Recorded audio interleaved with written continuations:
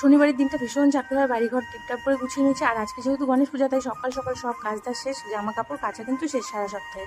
আর এদিকে আমি পুজোটাও সুন্দর করে লাড্ডু দিয়ে নিলাম আর চলে আসলাম রান্নাঘরে। তার আগে দেখে এটা হচ্ছে খারকোল পাতা আর এটা কচু শাক, তোমরা অনেকেই খাওয়া হয়তো, আমার তো খুব ফেভারিট। কিন্তু আজকে যেহেতু নিরামিষ, তাই আমি এগুলো রান্না করবো না।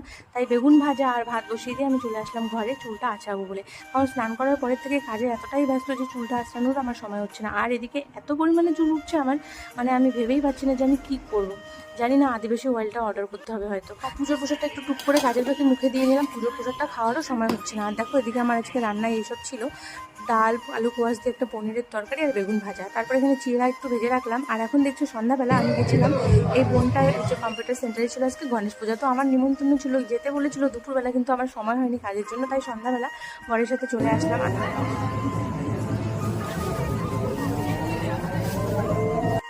আসার পর ঠাকুরের দর্শন